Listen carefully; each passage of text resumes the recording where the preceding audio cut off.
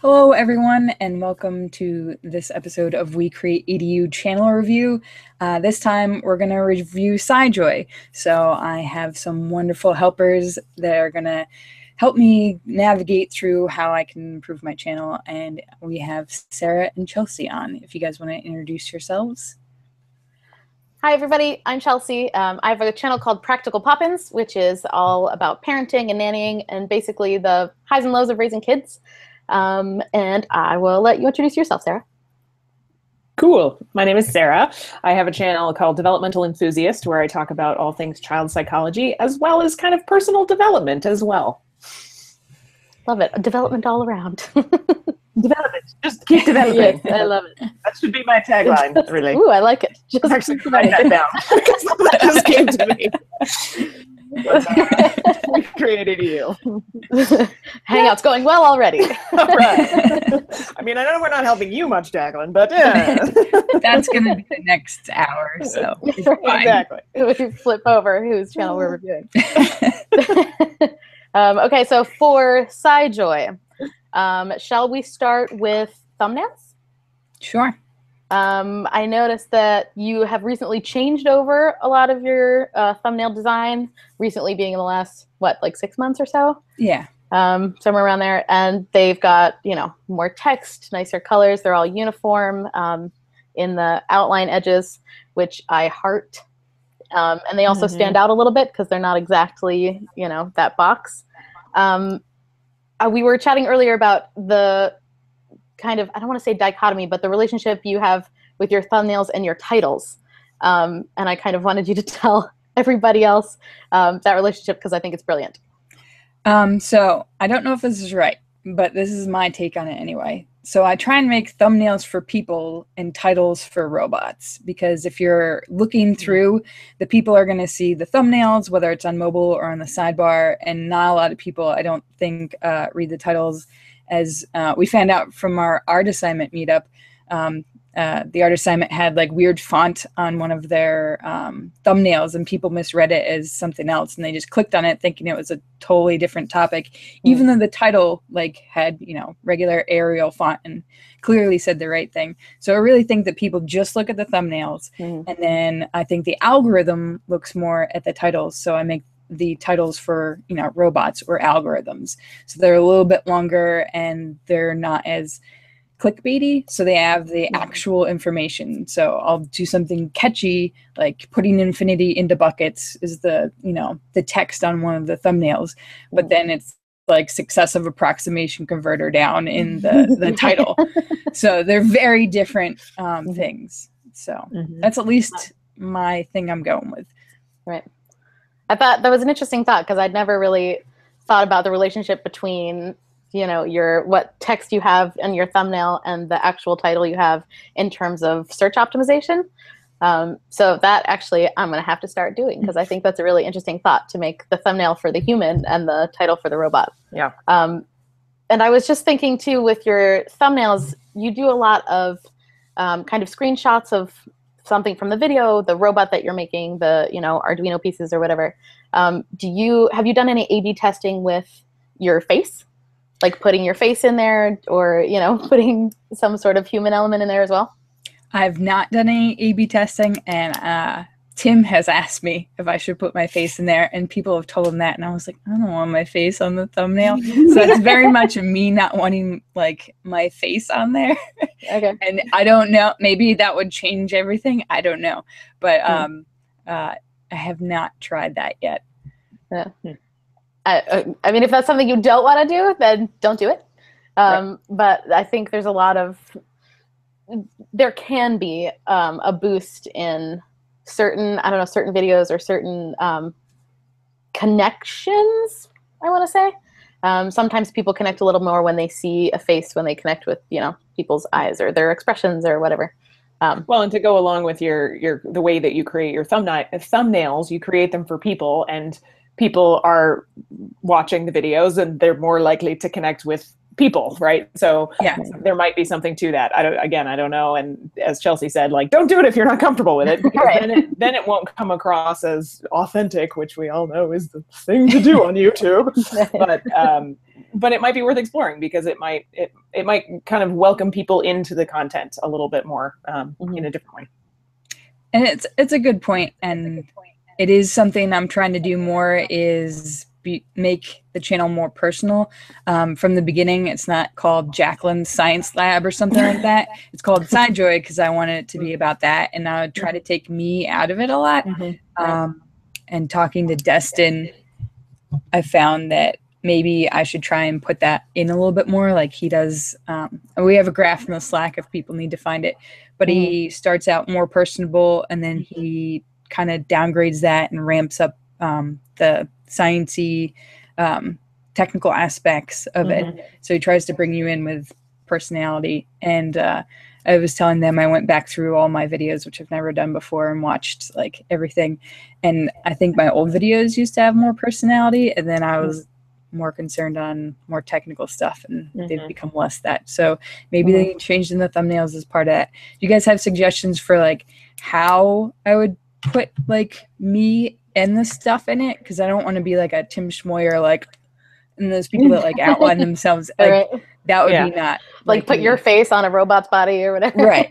Right. So how would you suggest trying to like incorporate? Well, I think you could even do it and not have it always be your face, but having, and maybe you have this on some thumbnails already, forgive me if you already do, but even if you have your hands manipulating something, so that there's clearly a, you know, human involved in this in some way, or like I'm showing how this thing works, or, you know, here's this tiny little sensor or something like that might even help a little bit to kind of, again, make it more of that human element as opposed to the more, you know, educational element kind of thing. But as American Adventure Survival Science, hi Brian, says in the chat, that it probably depends on if people are there for your video topic or if people are there to watch you. And so your audience at this point may be very used to and very comfortable with the fact that your content is heavily technically focused. And so, you know, I wouldn't say swing completely the other direction either, but again, maybe showing something or doing something that way might be a way to try it a little bit. Or even having a thing like in your hand.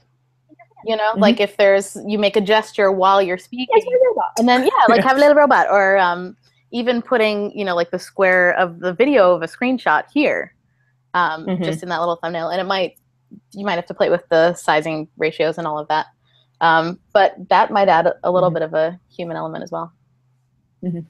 Just food for thought. I also was wondering, before we move on from titles and thumbnails, just frankly, how long do you usually spend thinking of a title? Because I know like people think a lot about like definitely thumbnails is a thing, you know, making sure you've got good content and scripts, but sometimes titles are really hard. So I'm wondering if you know, because it's more science-based, you kind of have that, this is what this thing is about, and that's pretty easy, or does it take you a while? It takes me a while, and I think I probably have to go through and redo some of them. I wouldn't redo the ones that are doing well with SEO, but I would probably redo a lot of the other ones. It does take me a while, and I did go, when I redid all my thumbnails, I got a light box, which really helped, like setting that up so I could take really good pictures. I don't know, I go through a couple and I bounce them off Tim. I probably should bounce more off in the Slack, but it's a while. I try and come up with a list of a few and then balance it out. That makes me feel better, because sometimes it takes me a while to be like, what should I title this? Like I said, the technical titles are usually the you know, the ones in text, and then those aren't as hard for me. It's the trying to, what would a human want to see? I don't know why I'm easier to talk to robots than humans, but you just have more of a robot brain. It's okay. That's cool. That's cool. I'm saying hello to everybody in chat. Yeah, there's a couple of comments. We've got a few people in there. So I see what you ladies are saying, not necessarily having you in the thumbnail, but having a human hand in the action might be a draw. Think About It says maybe a cartoon of you. That would be fun. Yeah, if somebody wants to draw a cartoon, Right. of me, I was gonna say there's a reason that somebody slab volunteer? blobs are blobs. That's like my animation skills. Oh yeah, and Ines from Draw Curiosity, hi Ines, says with regards to face, I get not wanting to have it there, but her face does get more clicks when she includes it. So it might be worth doing, you know, just a couple and seeing A/B testing how that works. Yeah, because I usually do. I mean, mine usually have my face in them because it's a lot of it is, you know, just to camera stuff. So I mine are all that way. Yeah. So although some of mine don't, and they've got decent clicks. So who knows? Yeah. It's like lightning in a bottle, right? It's all a mystery. Not entirely. That's why we're here to share the best practices and things. Oh yeah, and then Brian says, I wonder if the new YouTube feature that scrubs through the video in the thumbnail space is making thumbnail pics irrelevant, which is interesting. I don't know that I was aware that there was now a feature that was scrubbing through thumbnails. Yep, I heard about this. I don't know much about it, so Brian, please educate us in chat. But yeah, something about that YouTube decided to unleash this feature that goes through, and looks at thumbnails to, I'm assuming, help you figure out what you'll like more and, you know, do better recommendeds and that sort of thing. So I understand why, but it's going to totally change the thumbnail game for everybody now. Yeah. So because we can't just have one thing all the time. No. We got to change it up all the time. Gotta change it. So this conversation may be irrelevant in like a month. Or like 20 minutes. Right. Yeah. I mean, potato. Who knows? Okay, so moving on from thumbnails, I want to talk about descriptions for a couple minutes, and how you write your descriptions. Do you find that having a lot of keywords in it helps your search optimization? Do you find that like you rather write more of a summary of the video and not worry about, you know, catching buzzwords, for lack of a better term? How do you think about that? I definitely do the buzzwords, 100%. The older videos might not have as long as descriptions, but the newer videos are very long descriptions. So the first 2 sentences are written for a combination of human and robot, and then the remaining paragraphs are typically written for robots. So I write them in sentence form, but all the things that I would put in my tags, because there's a theory that tags might not be worth much of anything. So all the words that I want in my tags, I make sure I put up in the description, and I put a lot of what's already in the video. And I have I have a text expander app thing where you can kind of, you can make your own keyboard shortcuts that fill in chunks of text. So I have one that has a standard, like, this is like our Twitter newsletter, intro music, like all that. And then at the bottom, I put all the resources that I use for that, whether it's a website or a book. And that weirdly has really helped. I didn't do it for SEO purposes. I did it so people would know, like, this is where I got the information from. And sometimes like people are looking for a book or a topic in the book or an author or whatever, and I can see in my analytics that they found me through links of resources. That's cool. That is cool. Good to know. Wow. Note to self. Exactly. I'm learning more than you are. Got a tagline, resource list. This is great. That's really interesting. That's definitely not what I would have thought. Yeah, I know some people try and do like, oh, I'll just do a link to a Google Doc. That I don't recommend now that I know that like people find it that way. And I also don't know if then it tries to link some of my videos through, because I have an amazing book about sensors and I like use it as a resource for like most of the sensor videos. So I don't know if it like links them in the SEO that way too, because people are trying to look through. I'm not sure. Like kind of batching them together so people can see them all. Yeah. That and like it sees like the same keywords in all of them because of the same resources for the sensor stuff. Like I think maybe it suggests like that in each other. Yeah, that's interesting. But so everybody get in your descriptions, use lots of buzzwords. I will have to do that more now. Indeed. And I also try and explain like what the video is. I don't know if anyone reads the descriptions, but if they did, they would very much know like, okay, these are the things that are going to get covered. In case you were confused, I try and specify like, this is, you know, what you're going to get. Yeah, it's funny with descriptions. I find that I personally will read them more when I'm on my computer than when I'm on my phone. I don't know if that's just a user interface thing that like it's just easier to kind of click through on your computer than your phone. But I definitely read descriptions when I'm on my laptop. So I think that's interesting. Betty was asking about stuff. I think there's a lot of questions in the chat. But yeah, Betty's descriptions matter. Some people we've talked to, some that even work at YouTube say like the first 2 sentences are pretty important for the algorithm. I think ranking wise, it's probably like title, first 2 sentences, rest of your description, and closed captions, and then maybe tags from the little bits I could gather from different people. Yeah, it looks like the rest of the conversation in the chat is about this, the thumbnail scrubbing feature. So basically you hover your cursor over the thumbnail and it plays the first few seconds of the video or something. Oh yeah, I heard that was in beta, yeah. Yeah, so it seems like it's maybe people are commenting on whether it's out or not, or where it is and all that. So if you're interested in that. Yeah, and you had said before you don't really use tags as much as you use the description. I use tags, but they're not, I've been told they're not that important, but I do use them. And I use the vidIQ thing that we were talking about earlier to like look at the ranks of the tags and stuff. And tag wise, it seems the longer, more specific tags are better. Like if I just put Arduino, like there's thousands of videos with Arduino, but if I put successive approximation converter tutorial, there are like 5 videos that have that, maybe. And that actually got picked up. Like my analog to digital converter videos got picked up and put in a playlist by YouTube Robots. There's the top 50 for that topic because it's a small topic. And that's why one of them is doing like really well. Cool.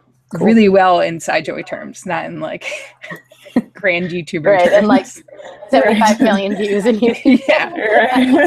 Relative. Yes. We're not Vivo doing well here. No. That's cool though. I never really think about the back end of that, you know, that the robots can pick it up and put it in its own little playlist or whatever. I didn't know that until I went in my analytics and saw like this playlist was giving it lots of views. And I was like, what is this? Right. What have I been put on? Going down the rabbit hole. Oh, that's interesting. So many things to think about. Okay, so I think you're pretty much good on most of the technical things. You've really ramped up your thumbnails, titles.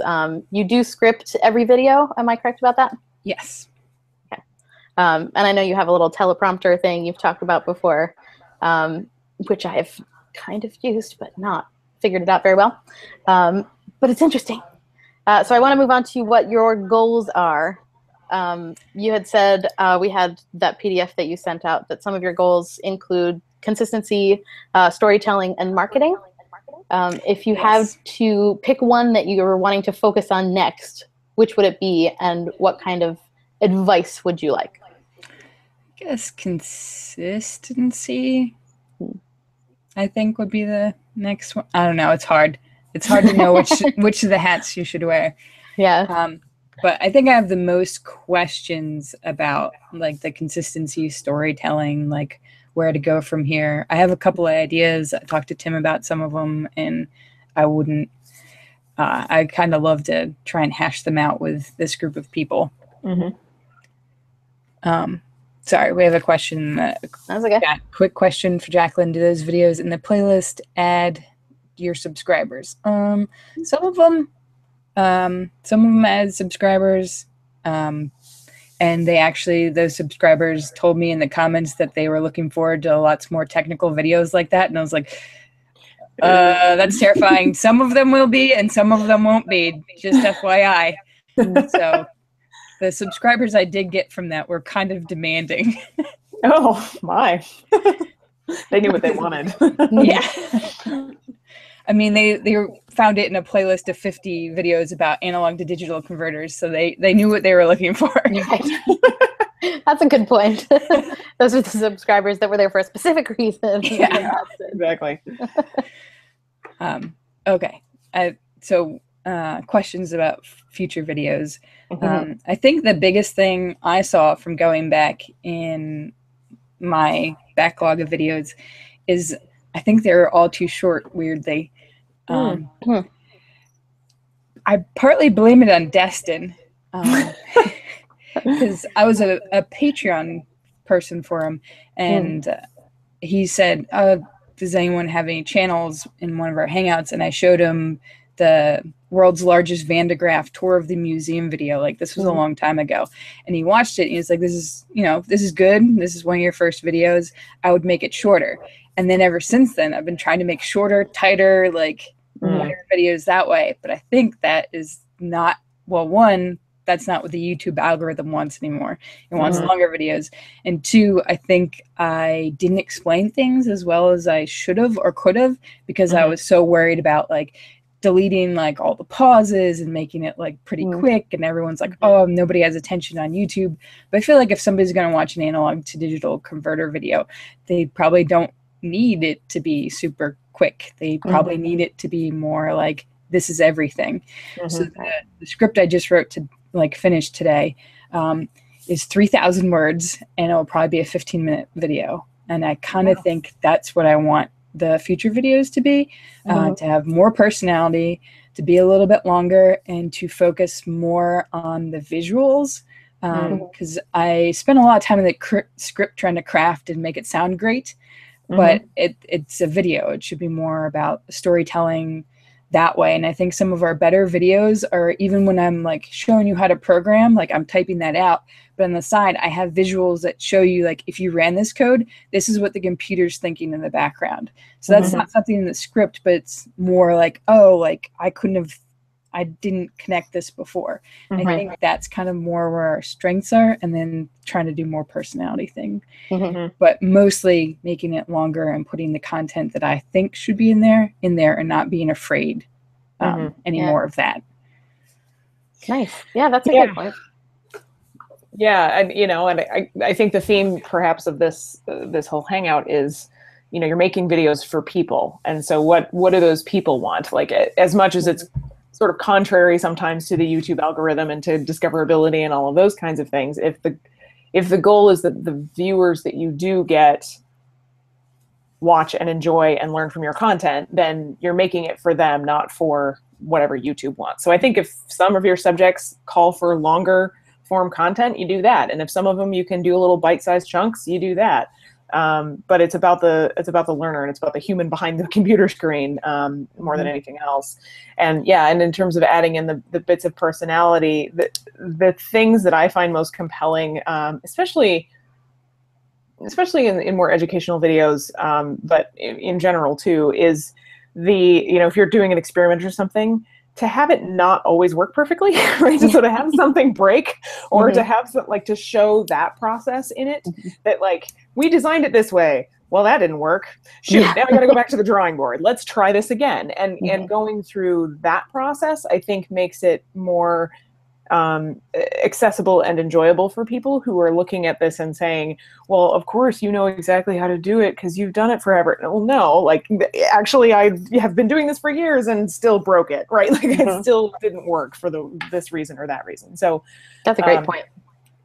Opening up for that, I don't want to call it vulnerability, and I don't think that you should overly stage it either, but like, inevitably there are going to be those times, you've shared some with us privately about, like, we had to do this thing and then I had to do I think the ping pong ball thing or something. I don't know. There was a whole thing about like how I had to do this and I had to stay up all night to make this happen, and like, I want to know that. Like, that's the kind of funny and also really driven part of you that makes your content really interesting, and that makes you really interesting, right? Like, you're so driven by wanting to do this well that you stayed up all night to do this, and then you wake up the next morning like, why did I do that, right? Like, the audience might want to see that. They might want to know that that's part of your drive and that's part of your charm. So I'd say, you know, showcase more of those kinds of things instead of it always being scripted to work out perfectly. Yeah, I wholeheartedly agree. 100%. I think you can also do that in a way that's not taking so much time away even from the science. You could do that in a, you know, if you're working on something overnight for 5 or 6 hours, you know, film a little bit of that, of you doing it.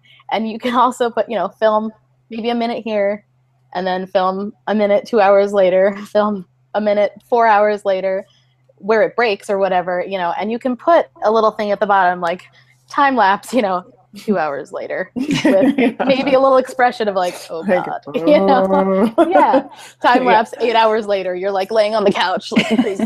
Like, why? And that might only fill, you know, 15 seconds of a video, but it makes it relatable, it makes it funny, and it also puts in, like Sarah said, you know, it shows your drive and how much you actually did put work into it as well.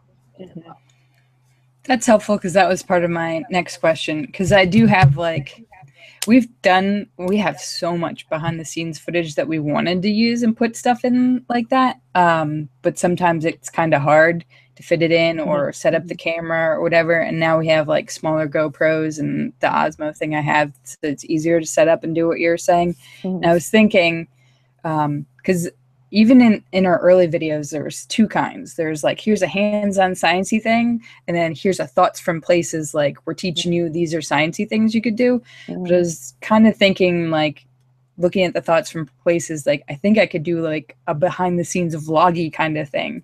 So that would be like a separate video that is like, you're seeing all the failures and you're seeing all the progress and you're seeing how to build it.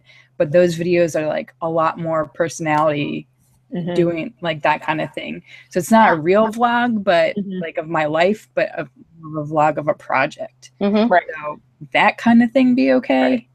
Yeah, I think that showcases that science is messy and that it's hard, and that, you know, engineering is messy and hard, and like, and so that's a realistic take on it that you don't always see, and I think is valuable, especially for young people who are interested in STEM. You know, they might now watch one of your hands-on science videos and be like, well, why does she get it to work perfectly every time? Like, that's not fair, you know. Whereas if there's a little bit more of the like, well, this took 15 tries to get this to work right, but I made it work, you know, that sort of thing, I think might be really compelling for especially for younger learners. Yeah, and I think too, when you're talking about adding a little bit more personality to your channel as well, that it doesn't necessarily have to be, you know, you don't have to put everything in one video, right? Like you can do the science video, and then your next video is a behind the scenes, and that also brings in your audience. You know, you can have this beautifully scripted, you know, here's exactly how we did A, B, and C, and then the next video is, you know, a preview behind the scenes of the project you're working on for 2 weeks from now.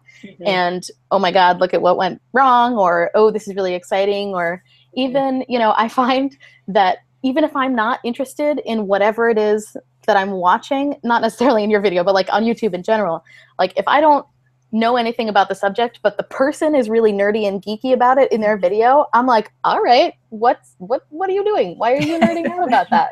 This seems you know? cool. Yeah. So like if you're, you know, not to say like do an unboxing video, but like if you get new little parts for something, or, you know, if you really are excited about putting this material together with this thing, and this is going to be really cool, like I would love to see that on your channel, just to see you, you know, kind of be a nerd and kind of, you know, just be like you in your wonderful personal self, which I know offline.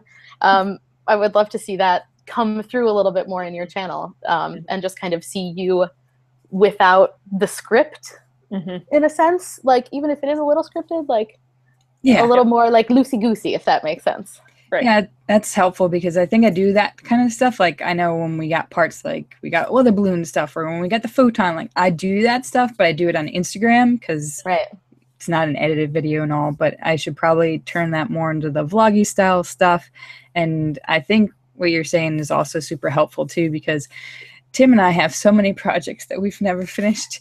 So if we did it as like a once a month or every other week or something, So even when we make progress forward on something, even if it fails, like at least that gets out in like the regular scheduled vlog thing. If it's not a, like behind the scenes, how did we do this? It's more like, this is what SciJoy has been doing these 2 weeks. I think that would be helpful. Like we've tried for, Tim, you're in the comments. How many years have we tried to make a Coke and Mentos like canon thing? Many years. Many years.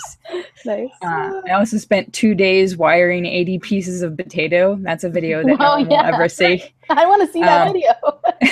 So this, I think you should have an unfinished projects playlist. Yes.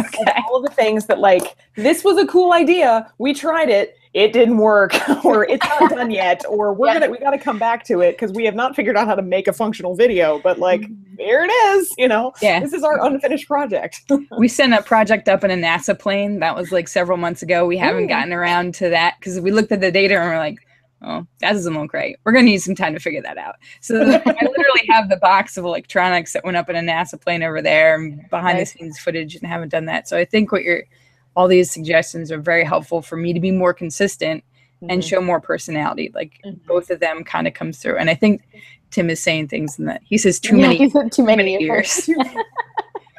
I love it. Too many years. Oh yeah, and the chat is also saying yes, they would love to see unfinished projects, maybe as a weekly special, or sharing new parts that you're excited about in your vlogs that you also have shared on Twitter or Instagram or whatever. Tim, I like the suggestion, bucket of fail. I think that's the way you should title your playlist. I love it. It is the bucket of fail playlist. I would watch the crap out of that playlist. I would do. I think you found your new niche right there. I think I did. Yes. See, this is very helpful because people have told me, like, here's how you could make more consistent videos, and they've been good suggestions, like maybe do news videos, and then, you know, you get SEO that way. But then I'm not good at just spitting out small chunks of information. I have to dive deep and tell you things you wouldn't have otherwise known, or else I don't think it's worth it for me to tell you. So then it just adds more work. But this is like stuff we already have to do. Yeah. Right. So I think it makes it a lot better. Yeah, and it's showing the actual, you know, the other side of you, the unpolished, you know, not science-y in a sense, you know, part of you, which I think would be great to see personally, and I think it would bring people to your channel as well. Yeah. Brian does bring up a good point in the chat that although food for thought, I've definitely turned out of subscriptions or turned off subscriptions when they post videos that change styles. So if you make a change, it should maybe be slow or only you know, only sporadically, which, you know, I think you are well versed in all of that. So it is an excellent point, and to be honest, that's why we're doing the channel review now. Tim and I have been working on a secret project that is going to come out in the fall, and we think that's going to bring a lot of growth. And while we love our 1,000 and change subscribers right now, it's 1,000 and change subscribers. So we kind of want to make this leap now before this other thing happens, and we get more subscribers. So when they come to it, we want some of our latest videos to be this new formats, so they're not shocked by it. Right. So it would stink to lose the 1,000 and some people, but it would stink more later. So we're trying to do this now, before we do the marketing portion also. Right. So that's why we think changing this now, finding like our real voice, because I feel like our technical skills have gone up a lot, like a lot better at doing animations and editing and talking to the camera and stuff like that than I was. So we've got that part. Now we just need to do the style and then the marketing. I think that's what we want to do. Tim can tell me later if that's wrong. I think that makes a lot of sense, though. Yeah. Yeah, and then you have some multiple angles to market too, and you know, I know we've talked a little offline about other projects and other things that you've wanted to do that sort of expand from your YouTube channel, and that's something that I'm really interested in as well. And so it's sort of this idea of how do you bring multiple people from totally different backgrounds to your channel in ways that work for them and where they can still find a home in your channel, but they might have come from something completely different that you weren't anticipating. And that's a hard thing to do, but if you have enough variety, I think you can use that to your advantage when you're marketing too. Mhm. It's true. It's very true. Oh, and I Sorry. had one more quick thought about the long video that you were talking about.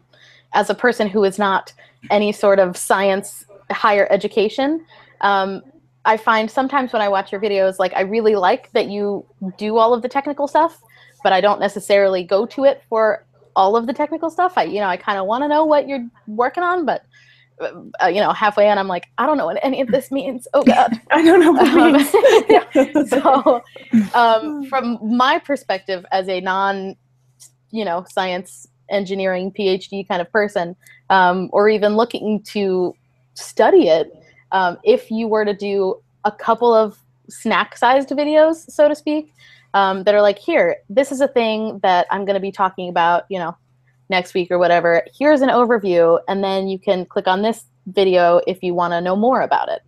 And that goes more into the technical, version of everything. Just something to think about.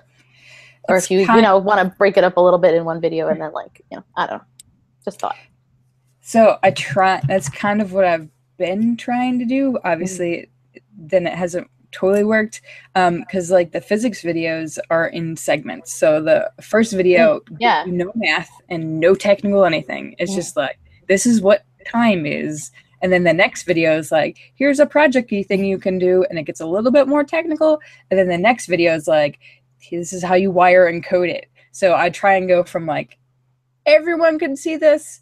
People that want to build can see this. And if you really want to code and know how the heck we did this, you watch this. So I try and break it up that way. But I think the flaw is what I've been saying when, like, weirdly, they're too short.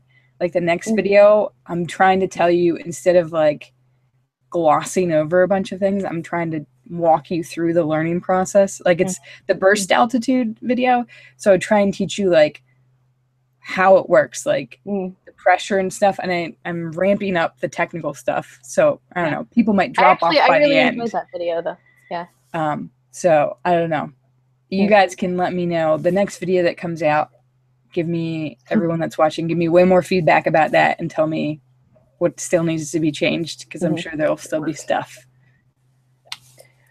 Yeah, there's sort of this thing that really good and I don't even have an example of this, but really good science communicators can do, which is take this thing that you've never ever thought about ever in your life and make a total novice completely fascinated with it in 5 to 10 minutes, right? Like I've had it happen to me before where I'm like, I didn't know that was a thing, but that's so cool.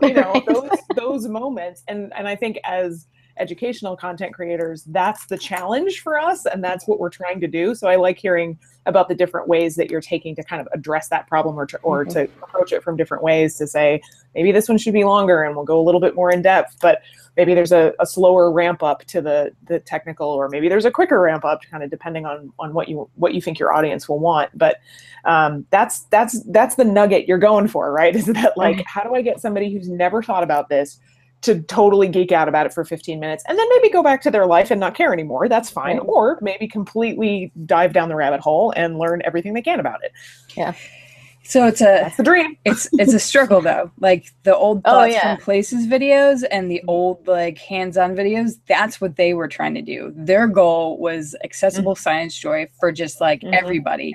And that's a hard thing to do. And also I think a lot of other people do it. And then Tim and I thought about, what are we good at? And I'm better at that when I'm in person with somebody. Like I'm really good at being a mentor. I'm really good at giving talks. It's harder for me to do on the internet. And we figured our skills are kind of unique in that we can dive deep, and it's hard for me to learn things. Like when I'm an aerospace engineer, I went to school with people that just took a sheet of paper, took some notes, and they're good for the test. I was in the library for 6 hours. So I'm kind of good at figuring out, okay, these are the things that you're not going to understand along the way. So some videos don't take that person that doesn't know anything. Some videos take that person that want to know, but just cannot freaking understand how to connect all the dots. And we're like, here's all the dots connected. Here's your gift. So that's what some of the videos are more geared towards. So we're trying to do the little nugget thing, and we're trying to, some of the other ones are like, I spent 3 weeks researching this and building this thing, and I hope you understand it as much as I do now. Like, that's what the derivative video was. The derivative video was, I finally understand instantaneous and average velocity in a mathematical sense, and I want to share that with you so you understand this. Right. And did you, like, I haven't watched that video, my apologies, but did you start it like the way you just did? The thing that you just said to me, I was like, oh, okay, now I want to know about it, right? Like, because you care about it. And that's what's so compelling is when you're like, I didn't know this thing, and now I know this thing, and it's really cool and complicated, and I'm going to try to explain it to you. Like, bear with me. That's the part that I think is the personality that I think you can really bring out and emphasize a little bit more. So those moments of joy after being in the library for 6 hours, where you're like, I finally get it. Like, I want those on camera, even if they're slightly faked. Like, I want that exuberance and that excitement about it. Yeah, well, and I absolutely agree, because, you know, you say the word derivative to me and I'm like, don't know that I want to watch that. Nope. But you saying that right now, saying, oh my God, I finally understand it, and here I want you to understand it too. I think you literally did this move. Like, I would watch that video. If you were like, hey, I just spent 7 hours in the library and now I understand this thing and it's super complicated, but here's what I learned. You know, like, I would totally watch that video. Yeah. Well, and you know, the more you can bring in kind of pop culture references, I'm just thinking, like, I've been watching a lot of tabletop recently. Tabletop. I have a tabletop problem. But anyway, we all do. The joke, of course, from Big Bang Theory is Wheaton. So I'm just imagining you being like, derivatives. And, you know, people who are in that area will understand, oh, that's a callback to that. Oh, that's funny. Okay, I want to watch this now. So any of those kinds of little plays on, you know, things you see in popular culture is always great too. And I was telling Tim that I feel like I've lost a lot of that. Like, if you look at my first video, like real video, was the folding paper one. There's like lots of little things in there. Like, it's supposed to see like how far your atoms can stretch in your body. And I also say, like, what if we took Tifios? And I'm like, Hazel and Gus wouldn't get you this far, and blah, blah, blah. And like, I put a lot of that in the older ones. More subtle ones, like in the vector video, I have a map of Mordor, and I'm telling you about your camping trip through there. But those are more subtle. But there's much more obvious ones in like the older videos. But that's definitely something I need to bring back. And the chat is talking a lot, and I'm not keeping up with them at all. Yeah, I'm just watching it. I'm jumping in a little bit. So Tim says, Jacqueline is really animated and we need to capture it. I think the teleprompter causes a lot of less energy, which I think is an interesting point and question. How do you feel about your teleprompter, and what kind of product it gives you? We have had discussions about that. So in the old days, when I had to memorize things, Tim could say that he would know when I was thinking, because you could see in my brain was like, oh my God, what is next? And then I was like, oh, solution, teleprompter. And then he thinks personality has gone down from there, because to make up for not knowing what the words were, I would just get more animated and hope along the way the words would come back into my mind. But now I have them, and it makes me a lot calmer, I think, because I'm not as terrified. But it takes away some of the personality. But what I'm hoping to do is kind of go a little bit more off script and be more animated, knowing the words are there. I hope that's a thing I can do more, and especially if the behind the scenes ones, the vloggy kind of ones, aren't going to be scripted, so that should help. But if anyone, I know Anais uses teleprompters, so if people have tips for that, I would definitely listen to them. But I know it makes me less stressed and more calm, and it has better takes. I have a question. Go ahead. It's just a weird thing, because some of the videos are so technical that I'll go back through and I go take by take and I compare, like I'll stack clips on top of each other and listen to two audios at once, and I can see the difference in words. And sometimes like one word off and you're totally wrong. Like the only thing wrong in the whole derivative video is I called something an inflection point and it's supposed to be a critical point. Like that's one word, and that whole section like is incorrect, which was pointed out by a math teacher in the comment section. So it's like that's how difficult some of these videos are. Like one word changes everything. So I don't want to go non-scripted or not on a teleprompter, but it's I don't know. It's a weird balance. Yeah, because that's the thing about science videos, right? You have to have everything super correct. Exactly right. I think you were going to say something, Sarah, and then I have a question as well. Oh, I was just going to say that maybe there's a balance that your introduction is unscripted, because I think it's in those first, the first 10 to 15 seconds of a video that somebody decides whether or not they're going to watch it. Yeah. And so if you can make that initial introduction unscripted, then I think the rest of it, go for the teleprompter, because like you're saying, you need it to be correct. You need it to be accurate. And that's the goal of the whole endeavor. And so, but if you could make the first few seconds less scripted, that might be good, or less teleprompted. Yeah, and I think too, especially with, I'm making videos again, everybody, also, with the video that I just shot this week, that'll hopefully be out next week, I found that I actually scripted it, because I have been, in the past, not super scripting a lot of my videos. I would outline them and really have my talking points, but I wouldn't fully script them.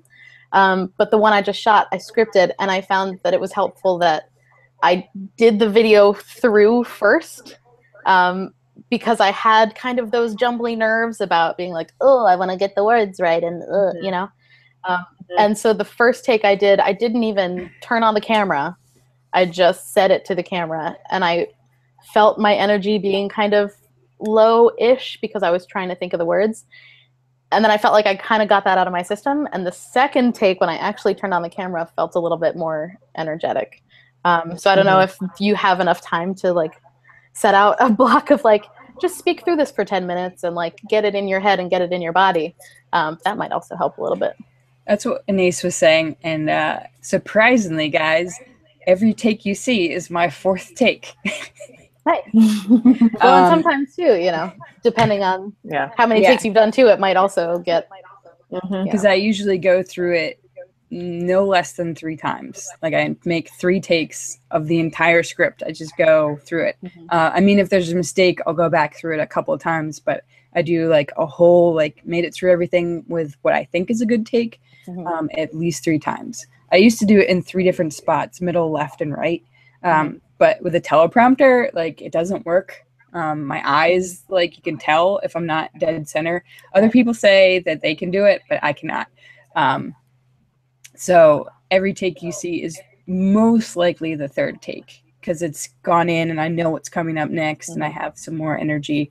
And you can see like, and people say I'm very energetic now, but you can also see that I'm definitely amped up when the camera's on. If you watch any videos that are me and another person, I'm very quiet and I'm very calm, because when I'm in front of the camera by myself, I make sure I smile before I talk, and I'm like, all right, we're going to go. We're going to be excited. But I guess I got to do that like 10 more levels still. Yep. Well, I think, do you try and do every take in similar inflections as well? Like sometimes maybe changing up the inflection or changing up what you, what's the word I'm looking for? Like what you focus, emphasize. Thank you. Emphasize is the word. Can help. So like emphasize this second point on this one instead of this first sentence that you're saying, might help just flip your brain up a little bit and give you a little more energy. I do try and do that. Especially at the end of like a paragraph or a sentence, if I see myself trail off, I'm like, okay, got to do the take again, got to make sure it goes up. And that's another reason I stack all the takes together, because I can hear the cadence and the inflection as you go along. Right. But there's a lot happening in chat, and we're not going to be able to cover all of it. People are talking a little bit about teleprompters and some of the same kinds of issues that like you feel like get a little more monotone or a little bit less energy. Anais says, "You're spot on. You're spot on. I think I always feel I'm overdoing it in person, and it seems fine on film. I keep presenting standing up, which I think you do, and that also keeps energy up." Yeah, standing up helps. I actually film everything sitting down, but I have a wheelie chair, so I think I it honestly helps. Like, because I could be like, "Woo, I'm gonna go over here this time," or whatever. So that helps keep the energy a little higher. Think About It says, just a random quote I keep in mind when I'm filming is that the camera adds 5 pounds and takes 50% of the energy. So I like that as well. That's a great comment. Yeah, so all good things to remember and to keep in mind. I think Brian said that he just jumps into film sometimes, or jumps into shots like Vsauce just to keep his energy up. So all really great advice. I do jump before shots. Like I'll be literally jumping into the frame. Like, I'll wiggle it out. Like I wanted to make a blooper reel. I think I made one once and sent it to it's unlisted. It's called Slow Descent into Madness, and it's just the bloopers throughout the takes. And I just make lots of weird noises, and I'm like, towards the end. You just definitely see like a decline in sanity. Will you please share that in the Slack? Please help, please. Yes, please. We all want to see that. All right. Well, I unfortunately need to skedaddle, but this has been delightful. And continue on, and I'll catch up on the rest of it at another point. But lovely to thanks see so you much guys. for the help. And, yeah. Nice to see you, do the same. All right. We'll see you later. Bye. Bye. I will try and find the link to the unlisted video. I promise. Yes, we need to see that ASAP. And yes, Betty also says, please send us the link to the unlisted video. It is now being demanded of you. Yeah. And Tim says prepping takes 50% of the energy out. It's very true. By the time I get ready, most of the time, I'm just like, I'm over it. Right. And I have to start filming. I think that's probably one of the biggest issues. By the time I get all the lights set up and hair and makeup and teleprompters and everything has batteries, I'm like, oh, wow, this has been a while. Right. Like, I'm not excited about this thing anymore because it's been 2 hours. Yeah, that's an interesting point. I don't know how to help you with that one, because I can agree with that too. Yes. Color correction. I'm not good at that, Brian. I tried to use the Lumetri, whatever, in Premiere Pro, and it looked good in Premiere Pro, and then I uploaded it, and now I look like I'm in the sun. Like, the sun is literally in the basement. I am not good at color correction. Nor am I. That is not something that I've done yet. I can look into increasing the size of the font on the text too. Thank you. I'm going to copy and paste this chat at the end, and I'm going to go back through it. I'm going to read everything that you guys have said and take copious amounts of notes. Yeah, all of you in the chat, you're all awesome. Thank you for being here. Yes, thank you so much. Ideas. Yeah, so do we want to finish up a little bit? We've talked about personality. We've talked about consistency. Do we want to talk a little bit about marketing? Sure. In the future? Do you find that there's one thing that you really like to do, marketing-wise or social media-wise, that you just like, okay, this is my thing, and I'm going to put my energy into that? So the best I've been doing so far, I think, is Instagram, which is the vloggy things that I want to turn into real videos. Yeah, but I think that's the best I've been doing so far, because trying to keep like behind the scenes up and show who I am. But I got a wonderful comment on Instagram recently that was like, you should have, X thousands of followers. You need to use more tags. And I know you are way better at Instagram.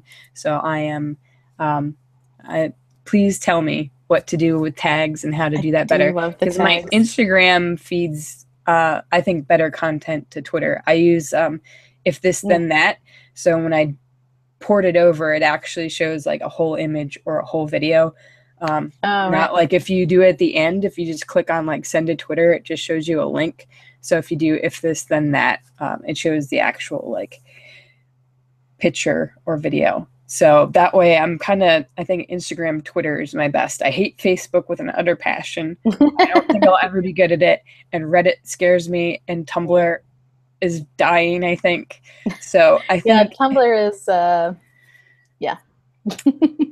Tumblr's not where my audience is. I think my maker audience and stuff is probably on Instagram and Twitter. I think the best stuff we have to like give that's not just like look at our video, subscribe kind of things, are the cool pictures of what we're doing. You know what I mean? Yeah. Like, oh, yeah, yeah. I used to try and do links to sciencey things or engineering things, but that's like curating a lot of content, and I'm not good at like retweeting people's stuff because I don't go on Twitter to like look at people's stuff. Yeah. So I think the best strategy maybe is like pictures and hashtags and trying to find like groups. Yeah. So for Instagram, I mean, as you know, I love Instagram. I'm on Instagram much more than I'm on any other social media, and Snapchat a little bit, but I don't snap as much as I Instagram. I do use a decent amount of tags in some instances. I think with using hashtags, sometimes I'll use them very purposefully, so that something is searchable and I can kind of grow my community a little bit.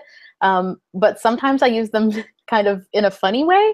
So sometimes, like, I always use 1 or 2 different hashtags that are super searchable and that my community in the, you know, my nanny space uses, so that all of those people kind of see it if they search in there. And then sometimes I'll just do funny little, like, you know, a little sentence in a hashtag that's not going to be searched, but it's kind of funny if it's like a little Easter egg if people kind of scroll down and look at the tags.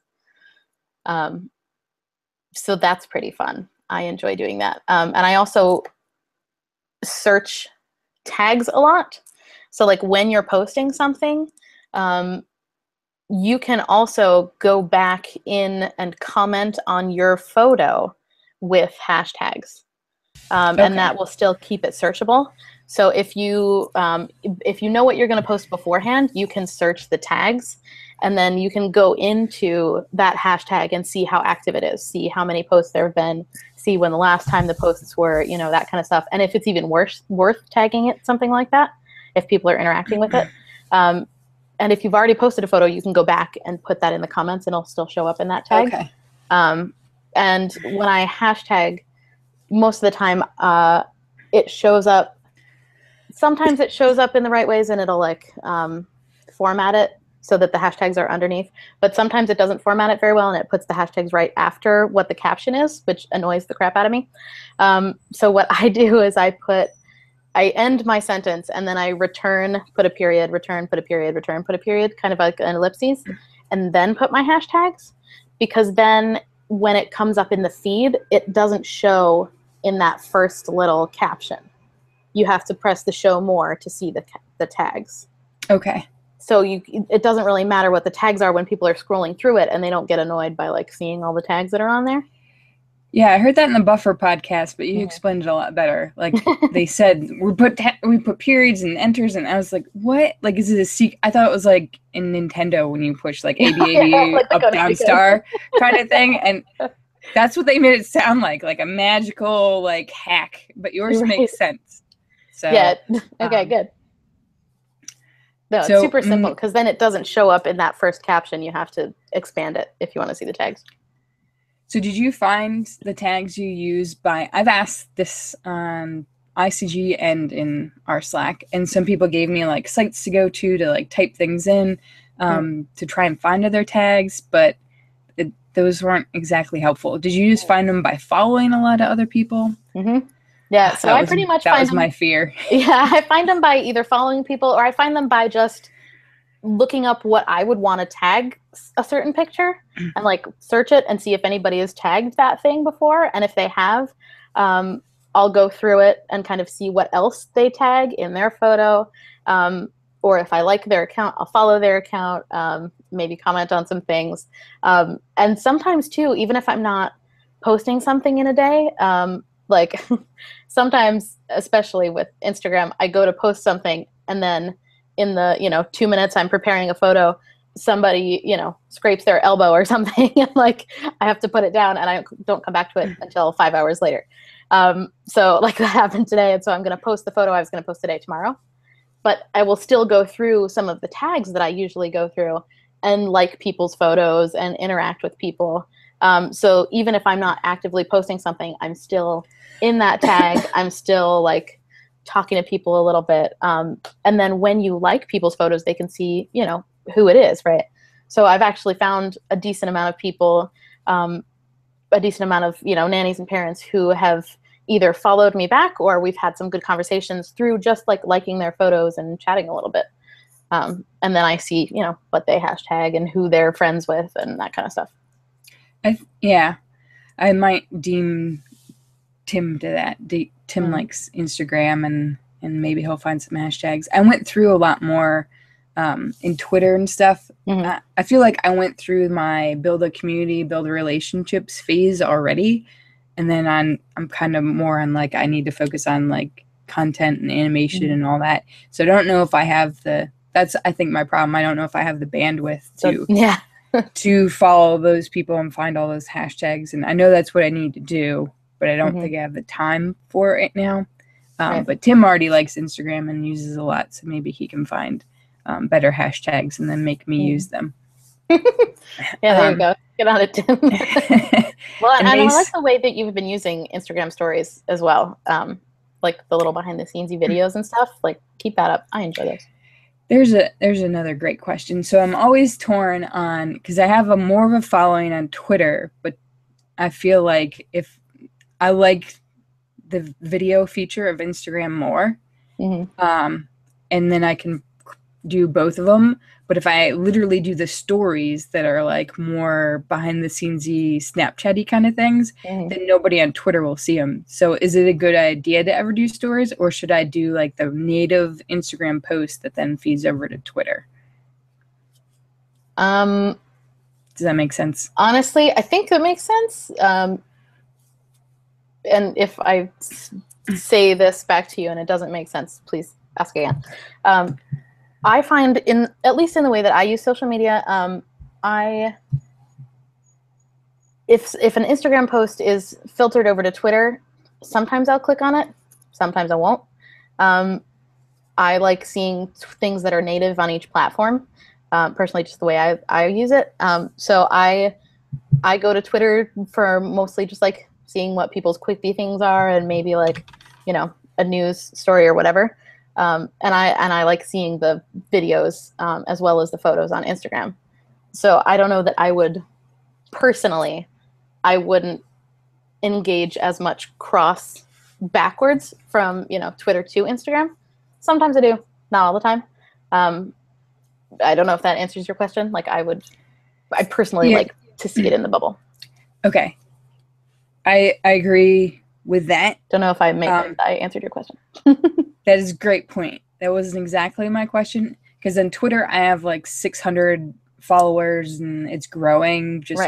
We've posted more there. I've built more communities. I spent more time following other people, that kind of thing. So our following is on Twitter. Twitter is not the best for those video types, I don't think. Oh, I see what you mean. Right. So we have like 50 followers on Instagram, which is why the other person was like, oh my God, you need to step up your Instagram game because it's good, but you don't have anybody. So that's why I post from Instagram to Twitter, because I still want to keep the Twitter growing, but I think Instagram is a better platform. And I don't expect Twitter people to come back necessarily. And that's why I'm using native like Twitter video and posting it out, and not using native Instagram video and posting out. And that's why I'm not using Instagram stories, which is more Snapchatty. Right. Is that the right way to go? Do people rather like stories like that? I've tried stories because sometimes you're like, I don't want this on the internet forever. But then again, like we don't have that many people over on Instagram yet. I think that's a decent way to go. I mean, from my perspective, I think just keep doing what you're doing. And as long as it's not just, you know, and you're still engaging in other ways on Twitter too, you know, like it's not just your Twitter feed is not just like post from Instagram, you know? Yeah. So I think that's probably fine. And I don't know how much you'd want to Periscope or, you know, do the Twitter video a little bit too, which can be similar content. You know, I don't see why those have to be super different content. Yeah. Sorry, reading through the chat. Yeah, clicking over. Thank you for saying my Instagram game is strong. And yes, Anais, snaps are usually for you guys. because I don't have any idea how to grow a Snapchat audience because it's not searchable. And we've tried a couple times on Twitter, like if we're going somewhere cool, like I'll be like, follow us on Snapchat, and I'll put our code so people, like when we went to YouTube or like some other things, we have one person, Barry, is the only person that follows my Snapchats that I don't know. So it has not worked. So I like literally post things to Snapchat for people I know, since we have not done a good job at growing that audience. I mean, I would do more vloggy, disappear-y things. I would love Snapchat to be like Destin's vlog of his life is on Snapchat. I would do that there, or I would do it in Instagram stories. I know some people are opposed to that because Instagram stole Snapchat, so it's like a don't do that kind of thing. But we just don't have the audience in either place for that to make sense. Yeah, I think currently. If you're gonna, yeah, I see what you mean. Originally I was like, Instagram, you just stole Snapchat's idea. Like I was railing against Instagram for that, even though I love Instagram. But it seems like it is making a lot of sense the way they're integrating it. And I think if you're gonna focus on building something, do it on Instagram stories and Instagram. Because that's been a much more integrated UI experience. And I think a lot of people are staying on the platform because it has both of the, the native posting of the pictures and the Snapchat-like videos. And Snapchat, I like Snapchat for you guys, like for, people I know in real life, but I don't really try and build a Snapchat audience. I wouldn't know how to give you advice on that one. But I think for my 2 cents, if you're going to try and build something, do it on Instagram, to be completely frank, because I feel like there's more you can do with that. You get more bang for your buck at the moment on that platform. So does anyone have any other advice for marketing besides use Instagram and hashtags? Let's see. Ine says you can also copy paste tags in comments if you have them pre-planned. True. Especially if you have a big like paragraph of tags. And Tim says Instagram stories is way better. And snaps for friends, which I agree with. I think if you have a big audience, Snapchat is cool, but otherwise it's fun for friends and Instagram's better to bring in people. And I feel like I don't know, I might be dating myself in this way, but I feel like Instagram is a little easier to chat with people you can just write a little comment here or there and talk to multiple people. Yeah. Snapchat's a little more involved to chat with people just in the user interface. Even though you can do group stuff, but you might not necessarily always want to do group stuff, Yeah. Random thing I learned from Snapchat stuff. This is a very tangent story, but Destin's on there, and I follow Destin's sister too because she's a programmer. And I've talked to her once or twice on there, but apparently that's how she has her new boyfriend. Destin said on Snapchat they found each other via Snapchat, and I think that's hilarious. I think she moved out to Colorado and stuff for him. So you can find people and have real conversations on Snapchat. We don't know how, but apparently it's possible. Yes, we are not the people to talk to about that. However, talk to Destin. Go look up Briley Pickle. She'll tell you how. I should find her Snap code. You can go ask her. And I know the other way for us to grow is collaborations, which we'll start doing eventually. But it's been hard because you try and we've tried to do so many different things like collaborations or go down different rabbit holes, and a lot of times it's a lot of work and nothing comes out of it.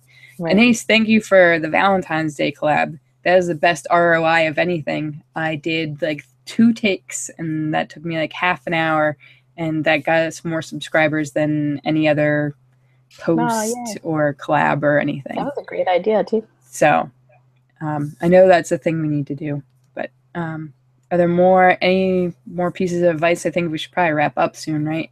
It's been just over an hour. Let's get into an hour.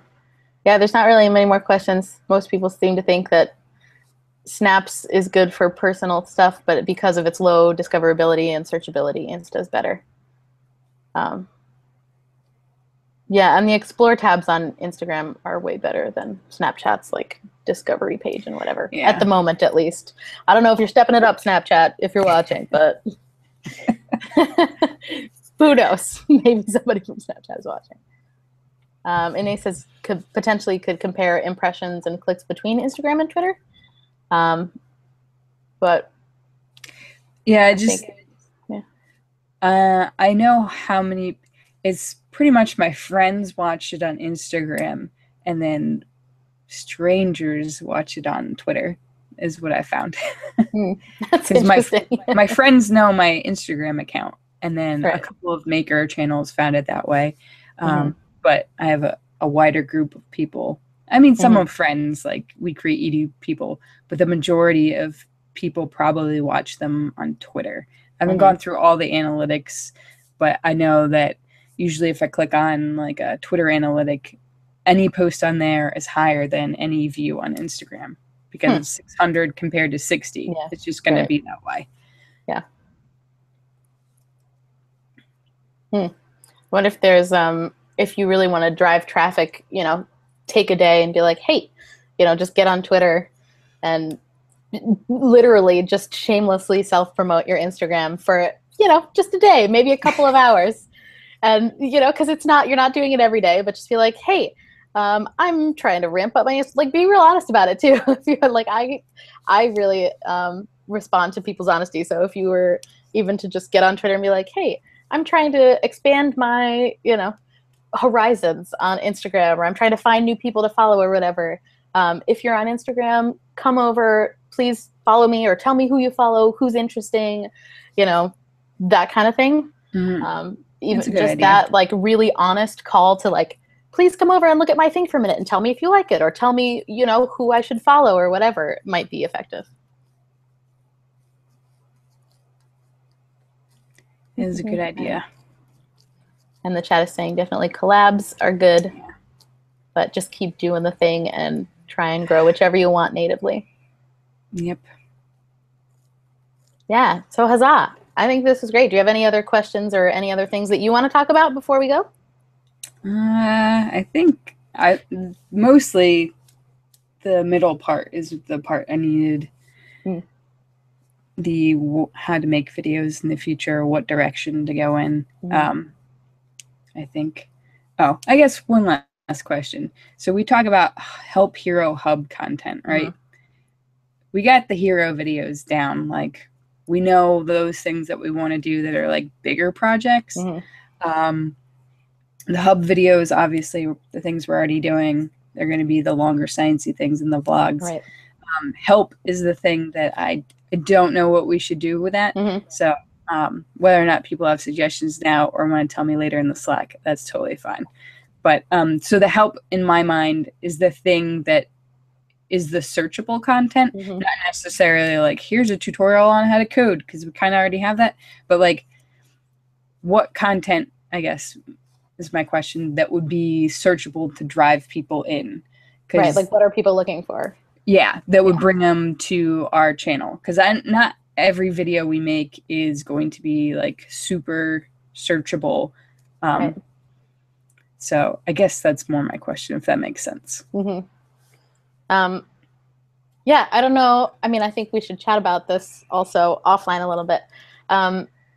But weirdly, one of the things, I don't know if you go into Google and you just start Googling like things that you're thinking about, or little questions, you know, very basic questions. Like, think about it like a 10-year-old would be coming to your content, right? Like, what potentially could they ask that also you could answer? You know, like, could a 10-year-old be like, what's a robot? Literally, basically, what is a robot? You know? Okay. And you could say, okay, I'll make a little video about these very popular types of robots. This is what we usually use. Or, you know, here are ways that robots, because I'm specifically talking about it, here are ways that robots are in your life that you don't even know about. You know, like, ATMs and stuff like that that are like, these are robots that you use every day and you probably didn't even think of it like that, you know. So I don't know if that helps, like literally just Googling basic things and seeing what pops up and what people might be searching for that are related to that. This might be a good place to start. Yeah, I think in my mind, when I think of help videos in the beginning, all I can think of is like advice videos, like how do I become an engineer and like things like that. And then I always wonder, like, are those the thing, like we were talking earlier, you don't want to go too far from what the channel's purpose is. Like I know topics I could talk about that people would search for. Like, what is it like to be in engineering? How do you pick a major? Like, what about co-ops? Like, those are some of the things that drove stuff to Sarah's channel. But I don't know if it's too far out of like where we are, or is it not? Because it's like, you're learning this stuff. What if you want to do it professionally? I don't know. Yeah, I think that could be okay. Especially if you're going to start integrating the kind of behind the scenes-y, like vloggy kind of, you know, non-scripted content. If you're going to start doing a little bit of that, I mean, you don't have to, you know, make that every week or whatever now. Like even, you know, a video a month or whatever. That filters naturally right into that, you know. So I think if you want to, if you have a feeling that you want to make a video about like, oh, well, I'm just feeling like chatting for a minute because somebody asked me how I became an engineer, you know, so I'm just going to chat with you for 5 minutes about how I did it and when I did it and why, you know. I think that'd be fine. I think of those videos because I don't have to research anything. Like, I already know like my life story, so I can kind of like distill that down. I just want to make sure it wasn't too far from like what else we were doing. No, I think that brings in your personality too, because, you know, like we were talking about before, your channel is for humans, not for robots. You know, so I gotta remember that. Right? I need like a post-it: channel for humans, not for robots. I mean, robots might really love you, but at the end of the day, they're not going to click on your video and watch it. Yet. You know, that is true. That's the key. So the more, I mean, depending on how comfortable you feel putting certain parts of your life and your personality online, I always feel, even for the science channels that I follow, the more I know about the person that's doing it, the more I want to watch their video, even if I don't really care about the subject. So I think that would be fine if you want to start putting that stuff in. Sounds good. Yeah. Think about it. I'm glad this has been helpful to you. We are going to do a bunch more. So just for people watching, this is kind of what I hope the future is. We have a list of people on channel reviews. I think there's like 9 left, and we're going to get through those.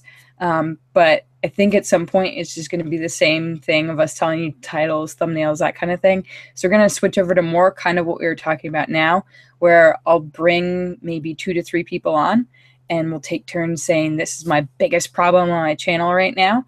And then the other panelists, people, and the people in the chat will be like, here's my suggestion for your biggest problem. Because I think it works in the Slack somewhat, but this always helps like 1,000 times more, like literally talking it out. So I want to alternate between like finding people to interview, because that's kind of hard to, because I like to research them beforehand and come up with good questions.